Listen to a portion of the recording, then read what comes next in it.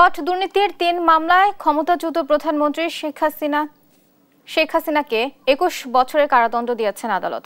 সেই সঙ্গে তার ছেলে জয়কে ৫ বছরের কারাদণ্ড দেওয়া হয়েছে। বৃহস্পতিবার সকাল 11:30টায় এই রায় ঘোষণা করেন ঢাকার বিশেষ জজ আদালত ৫ এর বিচারক মোহাম্মদ আব্দুল্লাহ আল মামুন। রায়ে রাজউক সদস্য খুরশেদ আলমকেও ১ বছরের কারাদণ্ড দেওয়া হয়। সেই সঙ্গে বেকসুর খালাস পেয়েছেন প্রশাসনিক কর্মকর্তা সাইফুল ইসলাম। রায়ের পর্যবেক্ষণে আদালত জানায়, এখতিয়ার বহির্ভূতভাবে কোনো আবেদন ছাড়াই প্লট দেয়া হয় শেখ হাসিনাকে।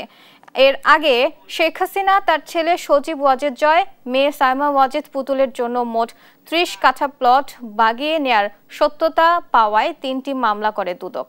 এই মামলায় হাসিনা পরিবারের ৩ জন সহ মন্ত্রণালয় রাজুকের সংশ্লিষ্ট ২৩ জনকে আসামি করা হয়।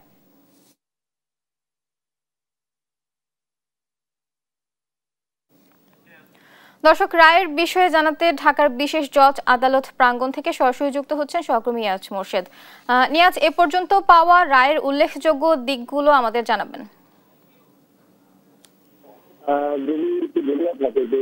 যদি একটু বলি আপনাকে যে এই মুহূর্তে কিন্তু আসলে কিছুক্ষণ আগে আমাদের কাছে যে তথ্য এসেছে সেটি হলো শেখ হাসিনার যে প্লট জালিয়াতির যে 3টি মামলা, সেই মামলার রায় ঘোষণা হয়েছে এবং সেই রায় কিন্তু আপনার তাকে কিন্তু শেখ হাসিনাকে আপনার 7 বছর করে প্রায় 3টি মামলায় 21 বছর আসলে সাজা দেওয়া হয়েছে।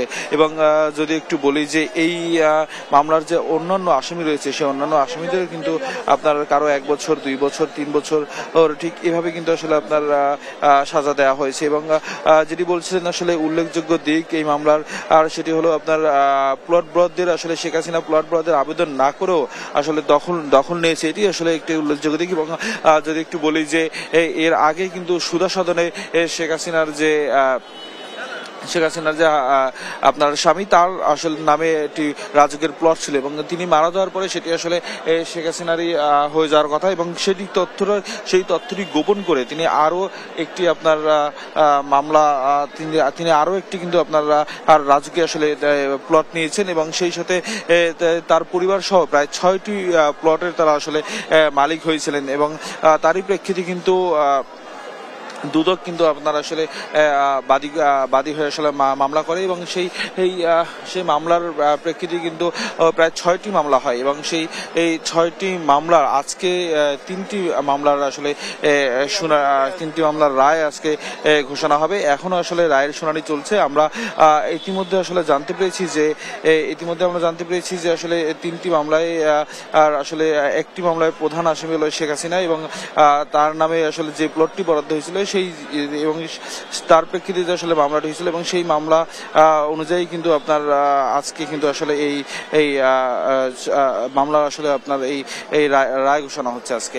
এবং যদি একটু বলি যে মামলার রেকর্ড হিসেবে প্রায় 6টি মামলায় প্রায় ইতিমধ্যে কিন্তু প্রায় 91 জন আসলে সাক্ষী দিয়েছে এবং এর মধ্যে এবং এই আসামি রয়েছে কিন্তু প্রায় 47 জনের মতো এবং এর মধ্যে কিন্তু প্রায় 6 জন রয়েছে দুদক কর্মকর্তা, 4 জন রাজুক কর্মচারী এবং গৃহায়ন ও 7 জন গণপূর্ত মন্ত্রণালয়ের কর্মকর্তা কর্মচারীরা কিন্তু রয়েছেন।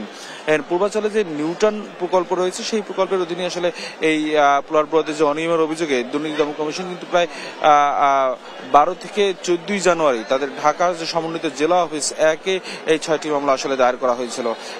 এবং যদি আরেকটু বলি যে আসলে এই মামলার যে আসলে একমাত্র আসামি যাকে গ্রেপ্তার করা হয়েছিল আপনার রাজুক কর্মকর্তা, যিনি আপনার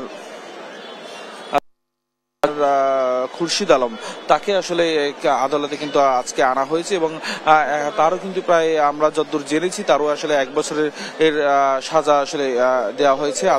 আদালত তাকে 1 বছরের সাজা দিয়েছে। এবং এছাড়াও কিন্তু আসলে রাজুকের যে সাবেক চেয়ারম্যান মোহাম্মদ আনিসুর রহমান মিয়া এবং এছাড়া আপনার তন্ময় দাস, মোহাম্মদ নাসিরউদ্দিন, শামসুদ্দিন আহমেদ চৌধুরী, নুরুল ইসলাম, তারাও কিন্তু আসলে আপনার এই মামলার কিন্তু আসামি রয়েছে। এবং শেখ হাসিনার যে আপনার ছেলে সজীব ওয়াজেদ জয় এবং তার মেয়ে সাইমা ওয়াজেদ পুতুলেরও কিন্তু এই 3টি মামলার কিন্তু আসলে আসামি রয়েছেন। এবং সেই সাথে কিন্তু আপনার তার যে বোন শেখ রেহানার যে আসলে মেয়ে আপনার টিলিপ সিদ্দিকী, তার নামেও আসলে প্লট বরাদ্দ ছিল এবং তিনি কিন্তু আসলে ক্ষমতার অপব্যবহার করে এই প্লটগুলো আসলে নিয়েছিলেন, এমনটি অভিযোগ আসলে আনা হয়েছিল এবং তারই প্রেক্ষিতে কিন্তু এই মামলার কিন্তু দায়ের করা হয়েছিল এবং সেই মামলার আজকে কিন্তু রায় ঘোষণা হয়েছে এবং সেই সাথে কিন্তু আপনার যদি একটু বলি যে শুধুমাত্র আমরা এখন পর্যন্ত আসলে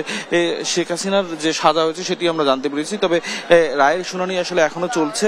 আমরা হয়তো আর কিছুক্ষণ পরে আমরা জানতে পারবো যে আসলে এই রায়ের আসলে আর যে আসামি রয়েছে তাদের আসলে আপনার কি সাজা দেওয়া হয়, আদালত কি সাজা দেয় সেটি আমরা হয়তো বা আর কিছুক্ষণের মধ্যে হয়তো আমরা আপনাদেরকে জানাতে পারবো। এই ছিল আমার কাছে সর্বশেষ তথ্য।